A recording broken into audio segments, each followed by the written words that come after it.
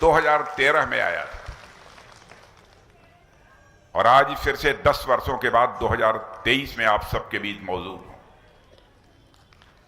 आप सबने फूलों की हार पहनाकर मेरा स्वागत किया है, आप सबने तालियां बजाकर मेरा स्वागत किया है,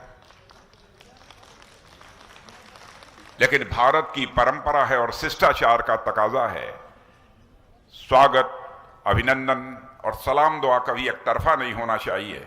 इसलिए मैं भी अपनी तरफ से शीश झुकाकर आप सभी बहनों भाइयों का हार्दिक अभिनंदन करता हूं, आप सभी का स्वागत करता हूं। बहनों भाइयों, राजस्थान की यह धरती राणा सागा की धरती है, उदय सिंह जी की धरती है, पन्नाधाय की धरती है, मीराबाई की धरती है और यह राणा प्रताप की धरती है। मेरे बहनों भाइयों, शौर्य और पराक्रम की कहानियां यहां के कण कण में रची बसी हैं। इस सच्चाई को भी मैं अच्छी तरह जानता हूं। आज आपके बीच चुनाव के लिए आया हूं। वैसे तो हर चुनाव का एक अपना महत्व होता है, परंतु इस बार का चुनाव मैं मानता हूं कि पहले हुए चुनावों से यह सर्वथा भिन्न है। इस बार का चुनाव हो रहा है तो राजस्थान को बचाने का चुनाव हो रहा है। राजस्थान को बचाने की बात मैं इसलिए कर रहा हूं कि 5 वर्षों में यह प्रदेश विकास की राह छोड़कर बर्बादी की राह की ओर बढ़ चला है और इस संकट से इस राजस्थान को कोई बचा सकता है तो राजस्थान की जनता ही बचा सकती है। कानून और व्यवस्था के गंभीर प्रश्न खड़े हो गए हैं। माताओं बहनों की इज्जत और असमत सुरक्षित नहीं रह गई और यहां के मुख्यमंत्री कहते हैं कि हमारी राजस्थान की महिलाएं कभी कभी एफआईआर जो दर्ज कराती हैं वो गलत कराती हैं, झूठी एफआईआर दर्ज कराती हैं। गहलोत साहब, मैं कहना चाहता हूं, जिस हुक्मरान के हुकूमत में माताएं बहनें सुरक्षित नहीं हैं, उस हुक्मरान को हुकूमत करने का कोई भी नैतिक अधिकार नहीं है। कानून और व्यवस्था के हालात बद से बदतर हो गए हैं। मैं देख रहा था नाम, मैंने पूछा कि गंभीर हत्याएं जो राजस्थान में इस कांग्रेस की सरकार आने के बाद हुई है कौन कौन सी हैं। उदयपुर में कन्हैया लाल का गला काट दिया गया, भीलवाड़ा में तापड़िया, चित्तौड़गढ़ में रतनलाल सोनी, झालवाड़ में कृष्णा वाल्मीकि, अलवर में हरीश जाटव, योगेश जाटव, चिरंजीलाल सैनी, योगेंद्र लाल बैरथल की भी मृत्यु जिस प्रकार से हुई है और जिस प्रकार से यह माहौल बिगाड़ा गया है, मेरे बहनों भाइयों, मैं कह सकता हूं राजस्थान में कानून और व्यवस्था के हालात बद से बदतर हो चुके हैं। जयपुर में एक रोड रेज की घटना होती है। उस रोड रेज की घटना में आप यदि हंगामा होता है तो उसके बाद 50 लाख रुपए देते हैं मुआवजे के तौर पर, सरकारी नौकरी देते हैं, डेयरी भूत दिया जाता है। परंतु तापड़िया की यदि हत्या होती है, वाल्मीकि की हत्या होती है, जाटव की हत्या होती है, सैनी की होती है, सोनी की हत्या होती है, तो सरकार के मुंह में दही जम जाती है। बहनों भाइयों, जोधपुर दंगे की आग में जल रहा था और हमारे गहलोत साहब कुंभकर्णी नींद में सो रहे थे। बहनों भाइयों, विकास की पहली शर्त होती है कि कानून और व्यवस्था चुस्त दुरुस्त होनी चाहिए। जब तक कानून और व्यवस्था चुस्त दुरुस्त नहीं होगी तब तक किसी भी राज्य का किसी भी सूरत में विकास नहीं हो सकता। कांग्रेस की सरकार ने वोट बैंक की राजनीति के चलते जयपुर में रोड रेज की घटना के बाद तो आपने 50 लाख रुपए दिया, सरकारी नौकरी दे दी, डेयरी बूथ दे दिया, लेकिन यहां सब सारी जो हत्याएं हुई हैं तापड़िया की, वाल्मीकि की, जाटव की, सैनी की, इनका क्या कसूर था? क्या इनको यह रह दिया जाना चाहिए? बहनों भाइयों, हम लोग जाति, पंथ और मजहब की राजनीति नहीं करते हैं। हम लोग राजनीति करते हैं तो इंसाफ और इंसानियत की राजनीति करते हैं। बहनों, सांप्रदायिकता की आग आप चाहते हैं बराबर यहां सुलगती रहे, चलती रहे, ताकि आपको हुकूमत में आने का और इस राजस्थान के लोगों पर हुकूमत करने का अवसर मिल जाए। जोधपुर हो, जयपुर हो, टोंक हो, करौली हो, जहां भी हम लोग जाते हैं, उपद्रवी और अवांछित जो तत्व हैं उनका तांडव और उसकी बराबर लोगों के द्वारा चर्चा सुनने को मिलती है। कैसे राजस्थान का विकास हो? बहनों भाइयों, मैं समझता हूं वो समय आ गया है कि इस सरकार को अब जाना चाहिए और भारतीय जनता पार्टी की सरकार यहां पर आनी है। ऐसा आप लोगों ने कोई त्योहार नहीं देखा होगा जबकि लूट न हुई हो, हिंसा न हुई है, पत्थरबाजी न हुई और इसकी खबरें समाचार पत्रों में प्रकाशित न होती रही। हालात इतने खराब हैं कि कांग्रेस के विधायक खुद कहती हैं कि मैं अपने को असुरक्षित महसूस कर रही हूं। जब विधायक ये हाल है बहनों भाइयों, तो आप सबका क्या होगा, इसकी आप सहज ही कल्पना कर सकते हैं। और वो महिला विधायक है, क्या होगा हमारी बहन बेटियों का? एक 8 साल की बच्ची, सांचौर की 2 नाबालिग बेटियां, नागौर में 7 साल की बच्ची, उनके साथ जो कुछ भी हुआ। बहनों भाइयों, मैं आपसे पूछना चाहता हूं, इन मासूम बच्चियों का अपराध क्या था? गहलोत साहब इस राजस्थान को कहां ले जाना चाह रहे हैं? मैं राजस्थान का हूं यह कहते ही अपने आप सीना 56 इंच चौड़ा हो जाता है बहनों भाइयों, और उस राजस्थान में इस प्रकार की घटनाएं होती हैं। महिलाओं का सशक्तिकरण होना चाहिए, यह हमारी भारतीय जनता पार्टी की सोच है। और इसलिए आपने देखा होगा कि हमारे प्रधानमंत्री ने बहुत सारी ऐसी योजनाएं प्रारंभ की हैं जो महिलाओं के सशक्तिकरण के लिए अपनी प्रभावी भूमिका का निर्वाह कर रही है। इतना ही नहीं, यह कांग्रेस पार्टी भी बहुत पहले से कहती चली आ रही थी कि महिलाओं को भारत की संसद में, भारत की विधानसभाओं में 33% का आरक्षण मिलना चाहिए। 30 वर्षों में जिस काम को नहीं कर पाए, हमारे प्रधानमंत्री नरेंद्र मोदी जी ने संसद का विशेष सत्र बुलाकर बहनों भाइयों एक चुटकी बजाते हुए 33% आरक्षण जो हमारे माताओं और बहनों को, नए उद्योग धंधे इस राजस्थान में खुलने की बात तो बहुत दूर की हो गई। कहां से यहां के नौजवानों के हाथों को रोजगार मिलेगा? स्वास्थ्य सेवाओं की हालत भी यहां पर बहनों भाइयों बद से बदतर हो गई है। सरकार नाम की कोई चीज नहीं है यहां पर, मुझे तो ऐसा लगता है। गहलोत साहब, इस राजस्थान को आप कहां ले जाना चाह रहे हैं? यहां पर बड़ी संख्या में नौजवान मौजूद हैं। आप नौजवानों से मैं पूछना चाहता हूं कि इस कांग्रेस की सरकार ने आपके लिए क्या किया है?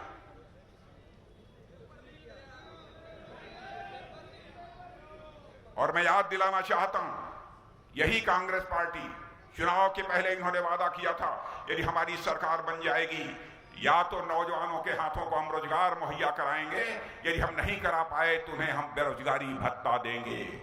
मैं आपसे पूछना चाहता हूं, क्या आपको बेरोजगारी भत्ता यह कांग्रेस की सरकार दे रही है? इनके भविष्य के साथ खिलवाड़ हो रहा है, पेपर लीक होता है।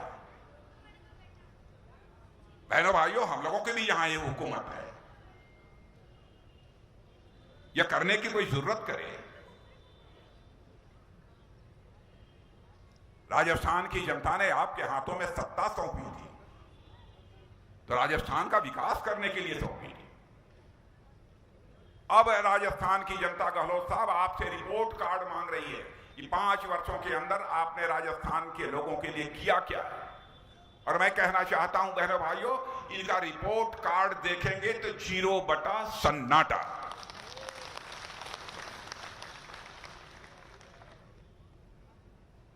अब आपने देखा होगा कि जबकि हमारे प्रधानमंत्री ने जितना जो भी आवश्यक था राजस्थान के विकास के लिए, वह देने में रंच मात्र ही कोताही नहीं की।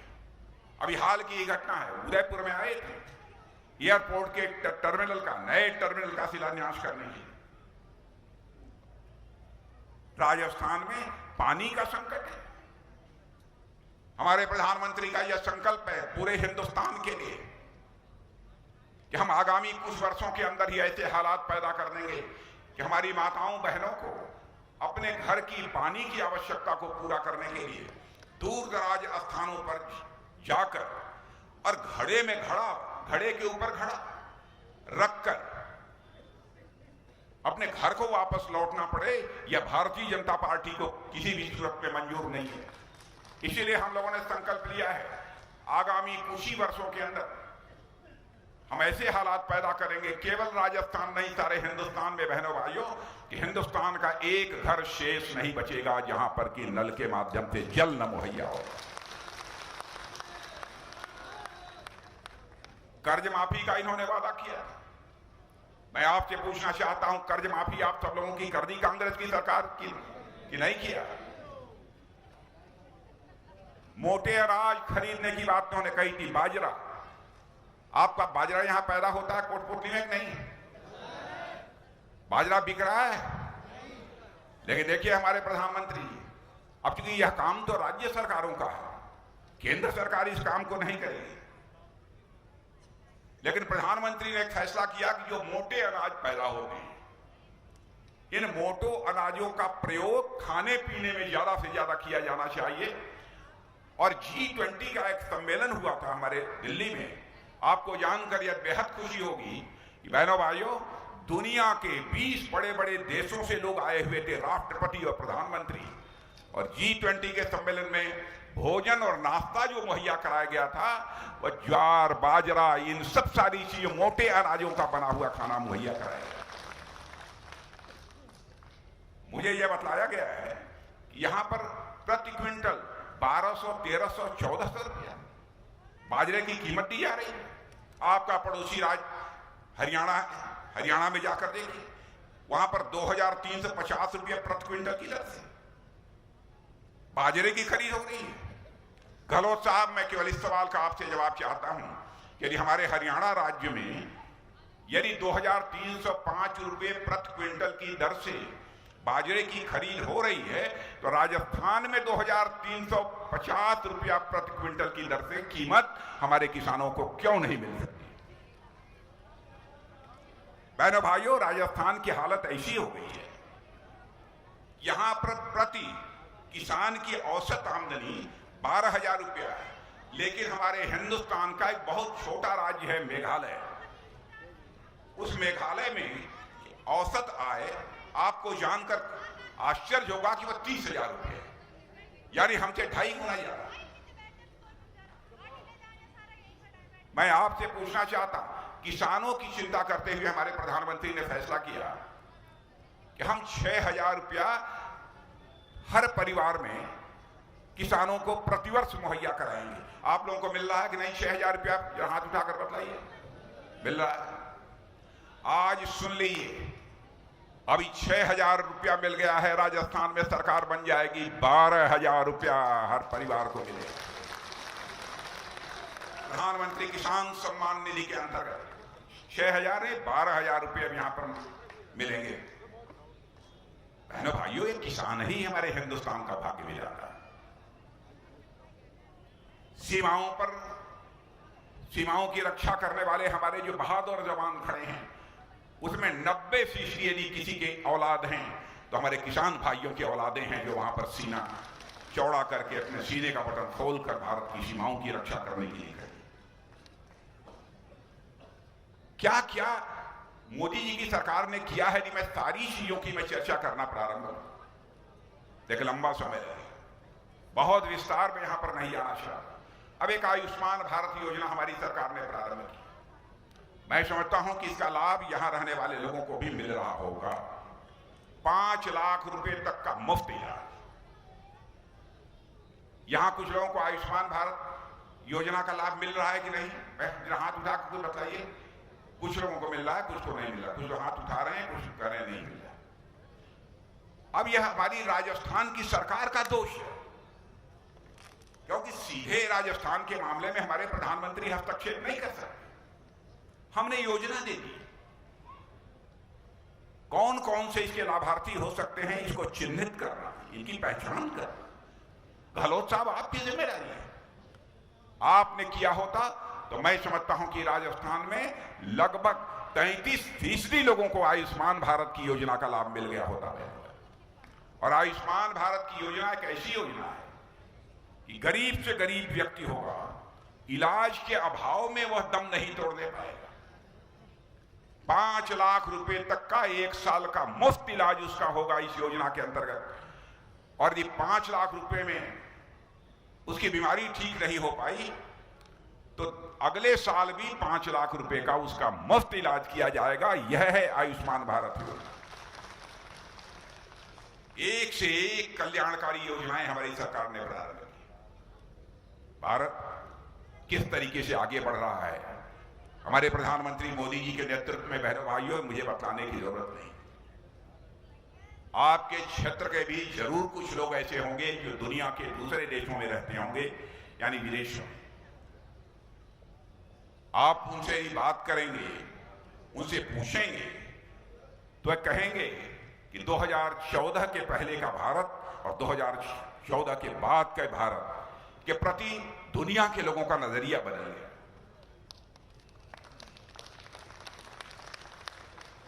बहनों भाइयों, भारत का कद सारी दुनिया की नजरों में ऊंचा उठा है। अभी मैं कल ही मैं जकार्ता से लौटा हूं, इंडोनेशिया से। वहां के सारे भारतवासी, लगभग 300-400 भारतवासी मुझसे मिले थे जो वहां काम करते हैं।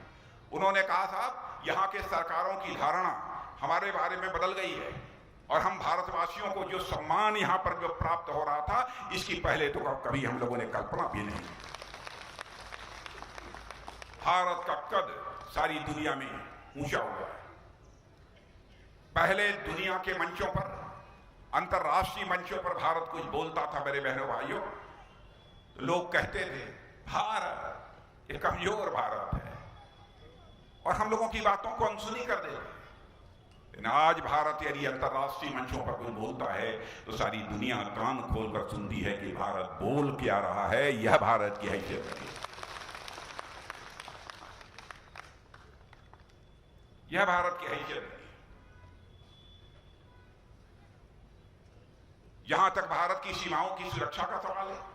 देश का रक्षा मंत्री हूं, आप सब जानना चाहते हो तो मैं बताना चाहता हूं मेरे बहनों भाई, किसी मां के लाल की हिम्मत नहीं है कि भारत की सीमाओं की ओर आंख उठाकर देखे।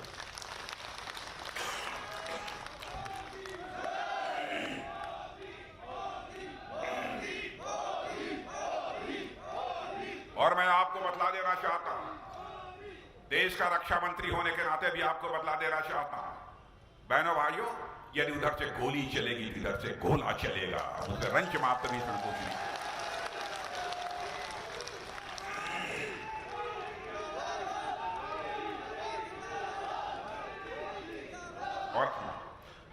और आपने देखा होगा, मैं भारत का गृह मंत्री था, उसी समय पूरी पुलवामा की घटना हुई। पाकिस्तान से कुछ आतंकवादी भारत की सीमा में प्रवेश कर गए और रात के समय सोए हुए हमारे सेना के जवानों पर कातिलाना हमला कर दिया। उसके बाद हमारे प्रधानमंत्री जी ने हम 2-3 लोगों की बैठक बुलाई बहनों भाइयों, और 10 मिनट के अंदर फैसला कर दिया। उसके बाद आपने देखा हमारे सीमा के जवानों ने, हमारे भारत के जवानों ने सीमा के इस पार ही नहीं, जरूरत पड़ी तो सीमा के उस पार जाकर आतंकवादी ठिकानों का सफाया करने में वो कामयाब।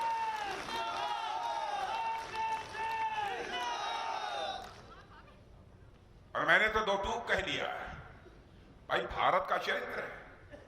भारत ने ना तो आज तक दुनिया के किसी भी देश में 1 इंच जमीन को कब्जा किया है, न तो दुनिया के किसी देश पर भारत ने कभी आक्रमण किया है। लेकिन भारत को यदि कोई छेड़ेगा तो हम किसी भी सूरत में उसे छोड़ेंगे नहीं। आज अब हमारी भारत की हैसियत है।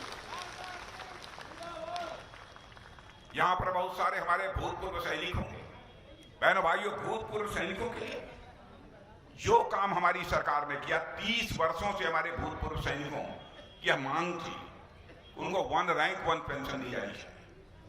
और यह बजट में प्रोविजन उनके लिए कितना करते थे, 500 रुपए। और हम लोग अब तक 1 रैंक 1 पेंशन को स्वीकार किया है और आज हम उनको 70,000 करोड़ रुपया दे चुके हैं। बहनों भाइयों, यह है हमारी सरकार।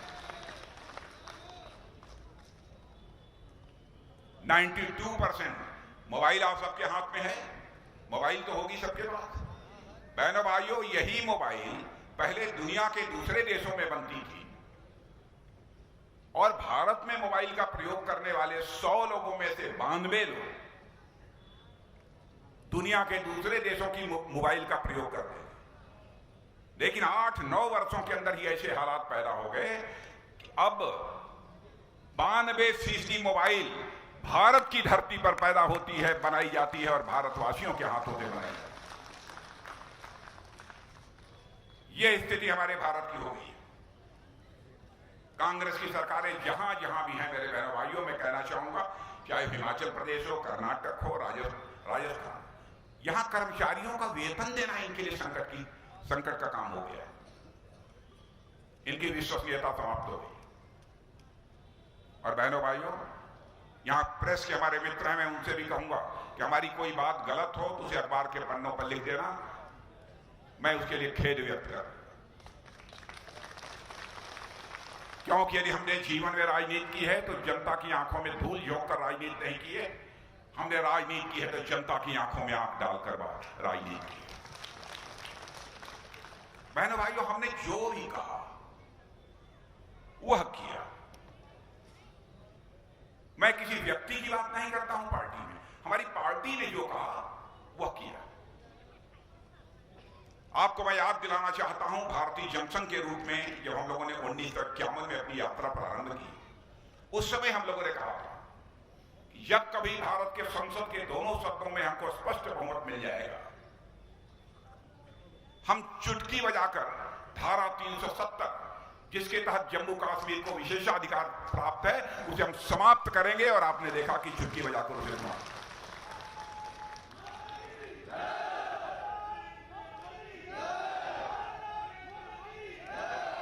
हम लोगों ने यह कहा था और 1980 से बराबर कहते चले आ रहे। जब भी हमको संसद में बहुमत प्राप्त हो जाएगा तो अयोध्या की धरती पर भव्य राम का मंदिर बनने से हमें दुनिया की कोई ताकत रोक नहीं पाएगी। और बहनों,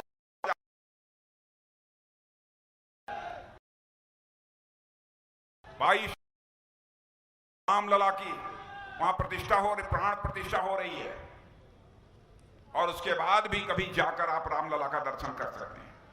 और हमारी सरकार ने फैसला किया है कि आगे राजस्थान में हमारी सरकार बनती है तो कुछ माताओं बहनों को और कुछ लोगों को तो हम ले जाएंगे अयोध्या, चलो रामलला का दर्शन।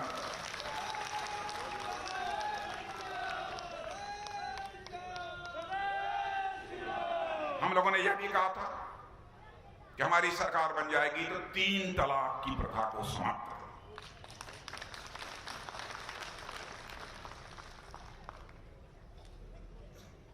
तलाक तलाक तलाक 3 बार बोलकर किसी बहन को छुट्टी कर देगा।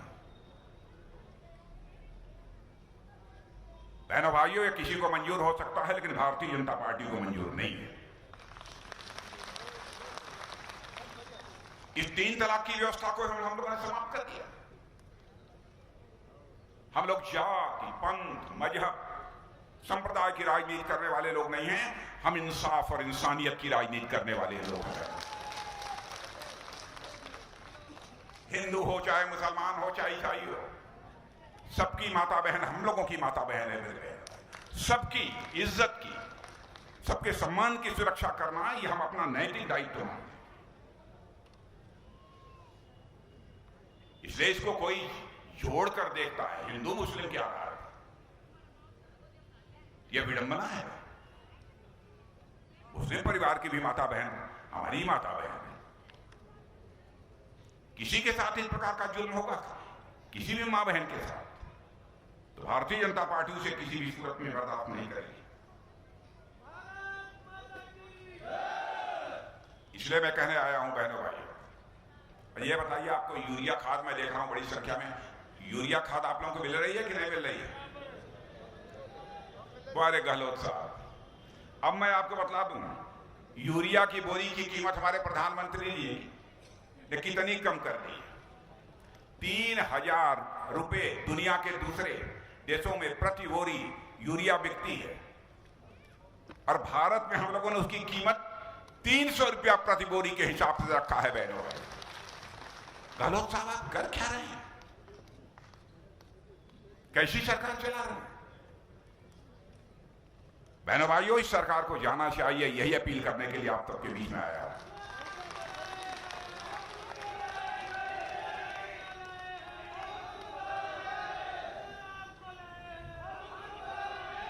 अब हंसराज जी पटेल का जहां तक प्रश्न है, हंसराज जी पटेल का जहां तक प्रश्न है, मुझसे बेहतर आप जानते हैं।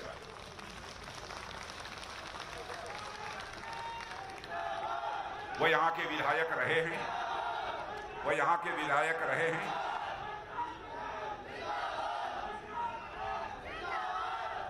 और आप लोगों ने उनके कामकाज को देखा है। हो सकता है किसी का काम न हुआ हो, क्योंकि कोई एक व्यक्ति सबका काम कर दे ये किसी भी सूरत में संभव नहीं है, चाहे कोई हो। लेकिन इतनी बात मैं दावे के साथ कह सकता हूं बहनों भाइयों, कोटपुतली ही नहीं, जो लोग भी हंसराज पटेल को जानने वाले हैं इस सच्चाई को स्वीकार करेंगे। कोई मां का लाल उंगली उठाकर नहीं कह सकता कि हंसराज पटेल के दामन पर कोई भ्रष्टाचार की दाग लगी।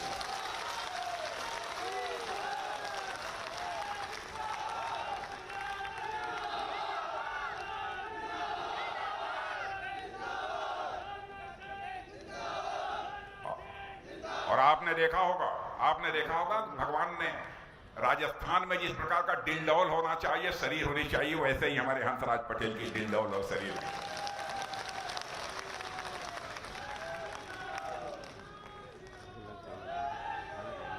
जनता के हितों के लिए ये कहीं पर दो हाथ करने की जरूरत पड़ेगी तो मैं समझता हूं हंसराज जी आज भी कर सकते हैं।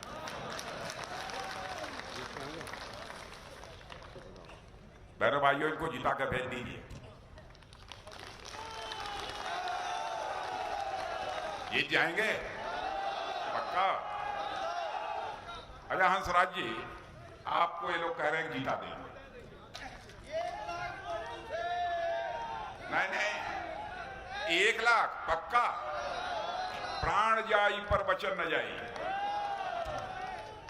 तो आप सारे लोग जो यहां पर मौजूद हैं, मैं उनसे यह अपेक्षा करता हूं कि अपने पूरे विधानसभा क्षेत्र में अब निकलिए। नौजवानों निकलो, घर घर जाओ, माताओं बहनों से अपील करो क्या भारतीय जनता पार्टी के प्रत्याशी हंसराज पटेल को भारी मतों से विजय दिलाकर और राजस्थान की विधानसभा में ले।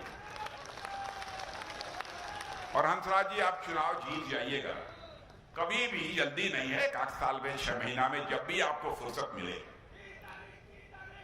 तो चुनाव जीतने के बाद हंसराज जी एक बार मुझे फिर बुला लीजिएगा कोटपुतली।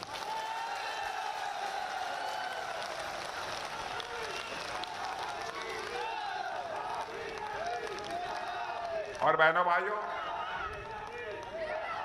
यदि मैं हंसराज जी पटेल के जीतने के बाद राजस्थान आना चाहूंगा तो फूलों की हार पहनकर अपना स्वागत कराने के लिए नहीं आना चाहूंगा। मैं आना चाहूंगा तो फूलों की वर्षा करके मैं कोटपुतली के बहनों भाइयों का अभिनंदन करने के लिए आना चाहूंगा, उनका स्वागत करने के लिए आना चाहूंगा। इन्हीं शब्दों के साथ आप सबको बहुत बहुत धन्यवाद।